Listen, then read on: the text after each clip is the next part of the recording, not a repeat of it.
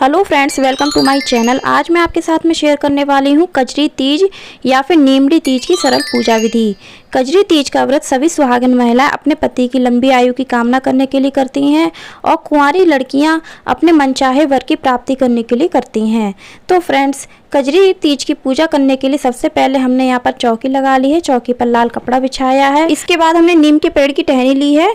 आज के दिन नीम के पेड़ की टहनी की पूजा की जाती है विशेष रूप से। तो आप इसको गमले में लगा करके पूजा कर सकते हैं या फिर आप लोटे में या गिलास में रख कर भी इसकी पूजा कर सकते हैं। हमने यहाँ पर कजरी माता बनाई है मिट्टी से। आज के दिन मिट्टी का तालाब बना करके पूजा की जाती है।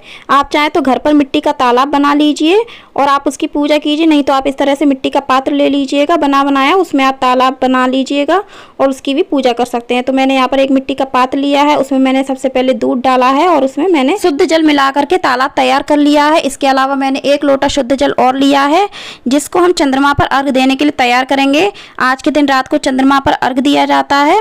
तो अब हम पूजन प्रारंभ करेंगे। सबसे पहले हम नीमड़ी माता की रोली से पूजा करेंगे। जो हमने पूजा करने के लिए नीम की टहनी लगाई है उसकी भी हम रोली से पूजा करेंगे। इसके अलावा हमने जो तालाब बना करके तैयार किया है उसकी भी हम रोली से पूजा करेंगे। हम तालाब के किनारे पर 13 टीकी लगा लेंगे रोली से। अब हम तालाब के किनारे पर दीप प्रज्वलित करेंगे। दीप को हम फूलों का आसन देंगे या फिर अनाज का आसन देंगे।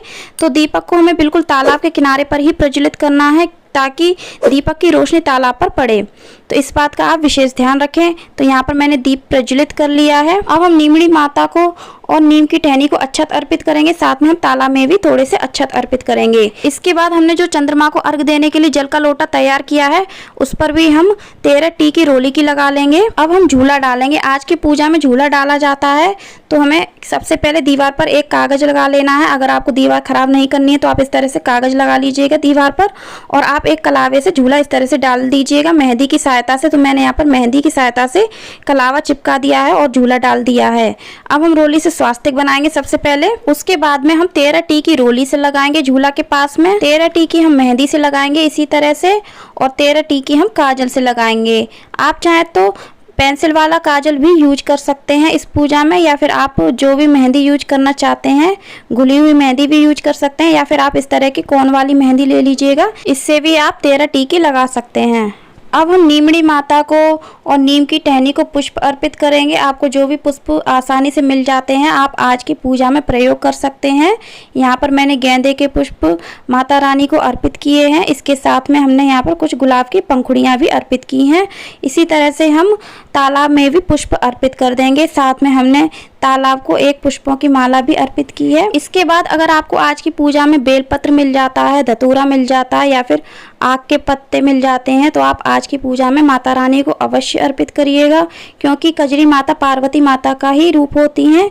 तो हम माता रानी को ये सभी सामग्री अर्पित कर सकते हैं। अब हम वस्त्र रूपी कलावा नीमड़ी माता को अर्पित करेंगे, तालाब को अर्पित करेंगे। इसके साथ में हमने जो दीप प्रज्वलित किया है तालाब के किनारे, हमें उसका भी पूजन करना चाहिए। उसकी भी पूजा हम रोली अक्षत से करेंगे और पुष्प अर्पित करेंगे।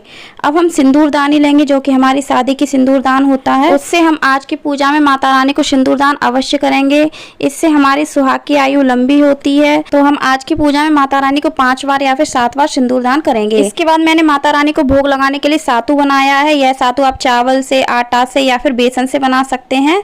इसमें एक चांदी का सिक्का जरूर लगाया जाता है, उस पर सुपारी रखी जाती है, साथ में वस्त्र रूपी कलावा भी अर्पित किया जाता है और यह भोग माता रानी को लगाया जाता है। इसके साथ में मैंने दूसरी प्लेट में भी सातू का भोग लगाया है। यह भोग हमारे घर में सभी लोग खा सकते हैं और जिसमें मैंने चांदी का सिक्का लगाया है यह भोग हम अपनी सास को बायने के रूप में दे देंगे, बायने के साथ में। अब हमने यहाँ पर भोग में मिठाई का और फल का भी भोग माता रानी को लगाया है। अगर आप मिठाई का भोग लगाना चाहते हैं तो आप मिठाई का भी भोग लगा सकते हैं, नहीं तो आप स्किप कर सकते हैं। और हम आज की पूजा में माता रानी को कुछ सुहाग की सामग्री भी अर्पित करेंगे। इसके बाद हम क्या करेंगे, जो हमने तालाब बनाया है और उसके पास हमने जो दीपक जलाया है उसकी रोशनी में हम सबसे पहले नींबू की परछाई देखेंगे। इस तरह से तालाब में आप देख सकते हैं मैं कैसे देख रही हूँ। उसके बाद हम खीरा या ककड़ी की परछाई देखेंगे और हमारी जो सुहाग की ज्वेलरी होती है, जैसे कि मंगलसूत्र होता है, एक मोती की माला की परछाई देखेंगे, हम मंगलसूत्र की भी परछाई देखेंगे। इसके साथ में हमारा मांग टीका होता है, उसकी परछाई देखी जाती है।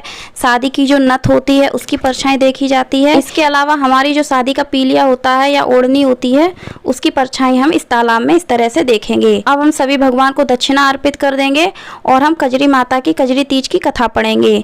तो हम हाथ में 13 दाने लेंगे गेहूं के और थोड़े से पुष्प लेंगे और हम कजरी तीज की कथा पढ़ेंगे। कथा का वीडियो आपको चैनल पर मिल जाएगा। कथा पूरी हो जाने के बाद आपने जो हाथ में 13 दाने लिए हैं गेहूं के, आप उनको चाहे तो नीमड़ी माता को अर्पित कर दीजिए, चाहे थोड़े से दाने आप तालाब में भी अर्पित कर सकती हैं। इसके साथ में जो अर्घ वाला लोटा तैयार किया है उसमें भी हम कुछ दाने डाल सकते हैं। अब हम नीमड़ी माता की आरती करेंगे। आरती में सबसे पहले भगवान गणेश की आरती की जाती है, उसके बाद हम माता पार्वती की आरती इस पूजा में कर सकते हैं।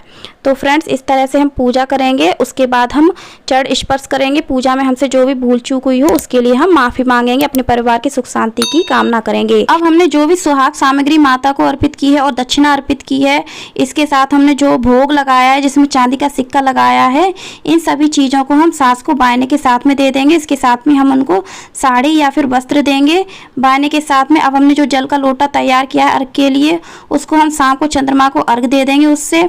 और हमने जो दूसरी प्लेट में सातु का भोग लगाया है उसमें थोड़ा सा भोग हम अपने लिए रख लेंगे और बाकी का भोग हम घर में सभी को प्रसाद के रूप में बांट देंगे। मिठाई का भोग लगाया है तो उसका भी भोग हम सभी को घर में बांट देंगे प्रसाद के रूप में। जो तालाब तैयार किया है इसका विसर्जन और कजरी माता का विसर्जन और नीम का जो पेड़ लगाया है, इन सभी चीज़ों का विसर्जन हम अगले दिन करेंगे, यानी कि चौकी का विसर्जन अगले दिन किया जाएगा। और जो फलों का भोग लगाया है उसको भी हम घर में सभी में प्रसाद के रूप में वितरित कर देंगे। ये जो भोग है जिसमें चांदी का सिक्का लगा था उसको अपनी सास को देने से पहले हम इसको बढ़ाएंगे। और बढ़ाना कैसे है, इसमें से हम चांदी का सिक्का निकाल लेंगे और इसको हम अपने घर के किसी पुरुष के हाथों बढ़वा देंगे। आप यह काम अपने बच्चे से भी करवा सकते हैं। उसके बाद हम थोड़ा सा प्रसाद तालाब में अर्पित कर देंगे और फिर यह भोग सास को बायने के साथ में दे देंगे।